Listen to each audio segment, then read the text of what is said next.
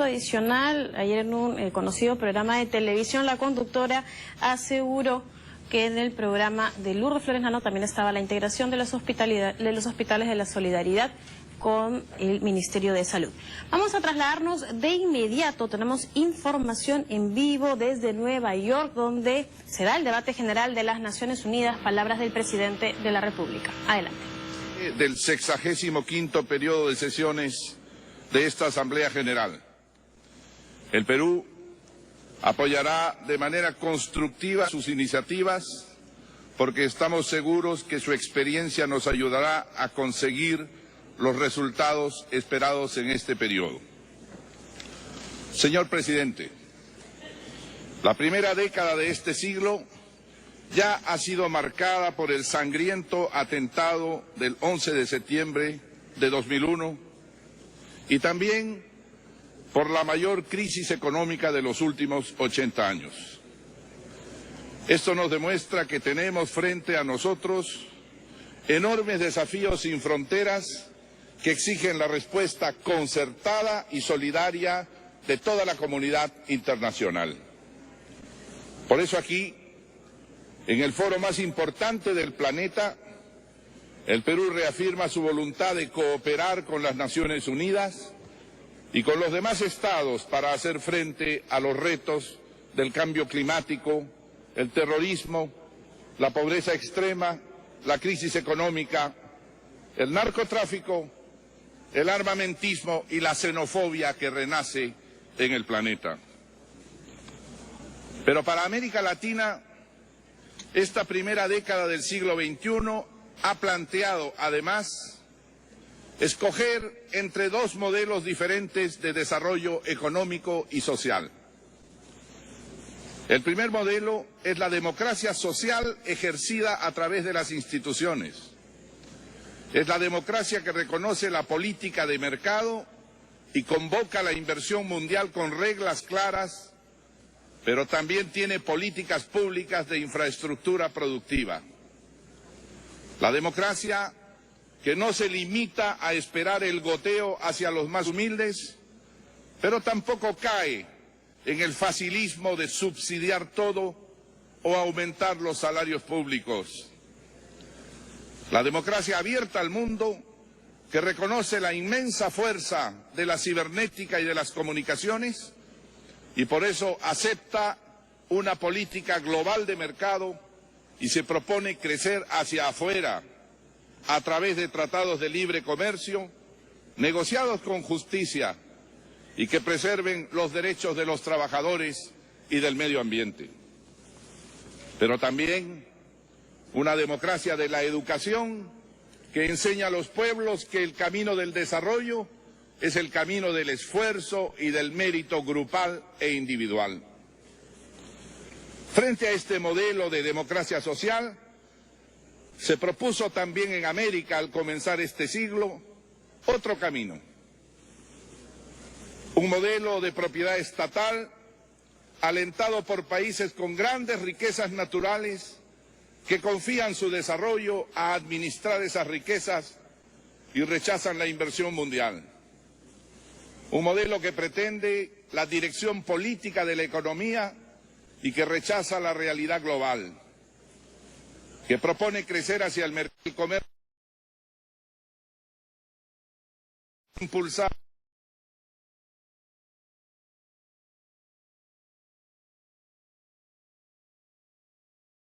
infraestructura productiva que asegure el futuro de los pueblos. Además,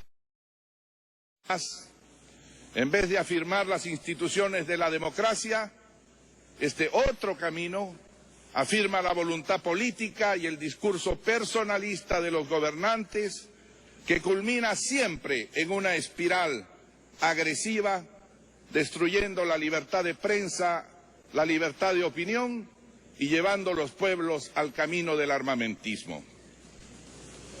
Este segundo camino no nos parece responsable, porque elude la realidad y no soluciona sosteniblemente los problemas sociales, ni crea el empleo que los pueblos requieren.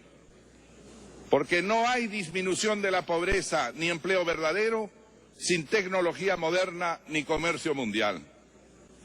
Por eso en el Perú afirmamos la democracia social realista y global, y 4 años después tengo el orgullo de compartir con ustedes los avances y logros alcanzados en las metas sociales y en los objetivos del milenio que nos señalaron las Naciones Unidas.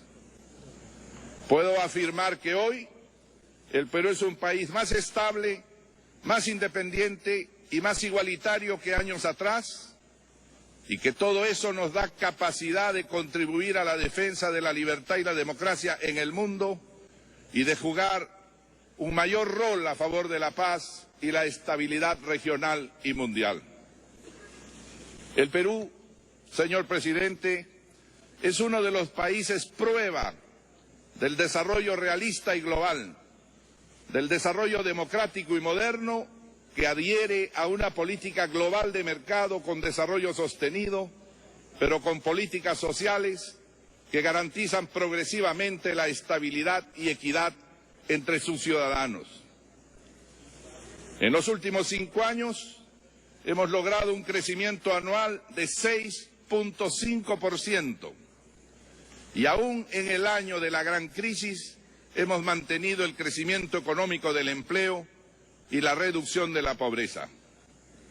Para este año, todas las proyecciones señalan un crecimiento económico de 8%, que nos permitirá reducir aún más la miseria que todavía existe en nuestro país.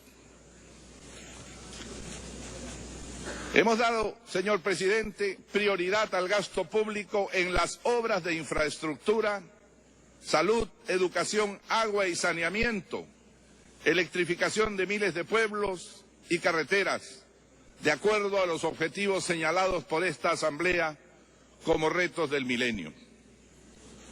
Como país mediano, el Perú ha alcanzado en estos 4 años una inversión pública de 6% anual de su producto, que duplica las tasas anteriores, y ha invertido 24.000 millones de dólares en más de 130.000 obras concretas destinadas a elevar el nivel de vida de la población de menos recursos y aumentar su inclusión en la economía. Pero al lado del esfuerzo público, y gracias a la estabilidad de la economía y de las reglas de juego, el sector privado ha invertido y reinvertido 72.000 millones de dólares en 4 años, lográndose así la creación de 2.100.000 nuevos puestos de trabajo. Todas las proyecciones internacionales señalan que seguiremos creciendo a una tasa del 6% anual en los próximos 6 años, porque ya tenemos asegurados 38.000 millones de dólares en inversiones a ejecutar y otros más en la industria y en la manufactura. Señor presidente, el Perú ha logrado reducir la pobreza desde el 48% de su población hasta el 34% de ella. Y alcanzaremos la meta de dejar la pobreza en 30% el próximo año. Y además confiamos que cuando llegue el bicentenario de su independencia en el año 2021, el Perú solo tenga una tasa de pobreza del 10%. Como lo he informado ayer en el examen que ha dado el Perú en el Foro de los Objetivos del Milenio, el Perú ya cumplió con muchas de esas metas antes del plazo señalado y seguirá cumpliendo con la reducción de la pobreza, el mejoramiento de la nutrición, la alfabetización, la salud y la educación, entre otras, que son los verdaderos objetivos que debe tener todo buen gobierno. Baste decir que la tasa de mortalidad infantil se ha reducido ya a la mitad que era al comenzar el periodo y a una tercera parte de lo que era hace 5 años. Todo esto se ha logrado con la estabilidad del manejo económico y el crecimiento de los servicios básicos y del empleo para la población. Además, las reservas o divisas se han triplicado en los 5 años hasta alcanzar 42.000 millones de dólares. El sistema financiero está entre los más sólidos del mundo y no tiene morosidad ni sobreexposición hipotecaria que pueda ponerlo en peligro. Y lo importante, señor presidente, es que el discurso político de los hombres políticos, que es un elemento esencial para impulsar y orientar los países, ha sido una pedagogía permanente a favor de la democracia y de la inversión, y ha coincidido plenamente con el sentido expansivo del comercio y de la inversión mundial. Yo creo que esta coincidencia es la que nos ha dado los frutos que actualmente podemos exponer. Frente a ello, algunos países de nuestra América que escogieron el segundo camino, el de la propiedad estatal, la dirección política de la economía, el crecimiento hacia adentro, la administración estatal del comercio o la confrontación en vez de la concertación productiva con otros países del mundo, no pueden exhibir datos similares, y esto es lo que nos permite decir que el Perú ha trabajado en el sentido progresista de la historia y en el sentido de los objetivos de las Naciones Unidas. Además, la crisis nos ha demostrado que el libre mercado no significa ausencia de Estado y que quienes gobernamos no debemos esperar que la riqueza se extienda por sí sola, sino saber cuándo y cómo la orientamos activamente en beneficio de quienes más lo necesitan. Por eso, además de multiplicar por 2 nuestras exportaciones en 4 años y triplicar las reservas, hemos suscrito convenios comerciales con la mayor cantidad de países de la Tierra, con Estados Unidos, China, la Unión Europea, Canadá, Corea y muchos otros, lo que nos da la plataforma necesaria para mantener e impulsar el crecimiento y mejorar nuestra competitividad, dando empleo a la población. Por ese camino el Perú será más grande y podrá contribuir de mejor manera a la cooperación internacional, porque la cooperación, junto con el mantenimiento de la paz, son el gran objetivo de nuestra Organización de las Naciones Unidas. Pero somos conscientes, señor presidente, que vivimos en un sistema multipolar e interdependiente y que ninguno de los logros será sostenible a largo plazo en un país si no puede concertar sus esfuerzos para combatir las amenazas comunes. La paz, la seguridad y la cooperación son elementos inseparables de la globalización y estamos obligados a impulsarlos con estrategias coordinadas.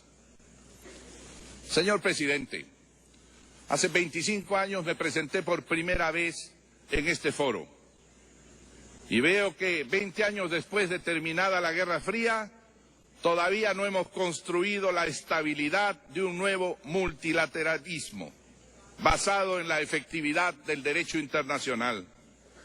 Vivimos todavía en una situación de incertidumbre en la que la inestabilidad gana espacios a la paz y en la que surgen nuevas amenazas que ponen a prueba la velocidad, la creatividad y la determinación política de esta organización y de los gobiernos que la forman. El Perú entiende que en el mundo global la seguridad es el resultado de la interacción de factores externos e internos. Por eso nos preocupa profunda y fundamentalmente la proliferación de las armas nucleares, que hay que detener, cueste lo que cueste.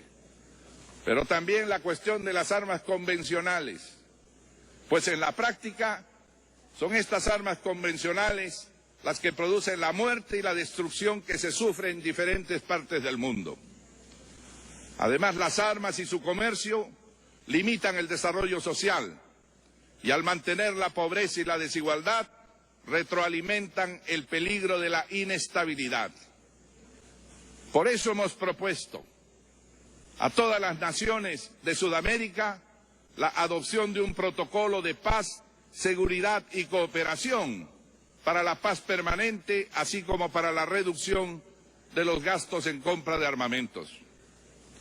Consideramos, aunque sea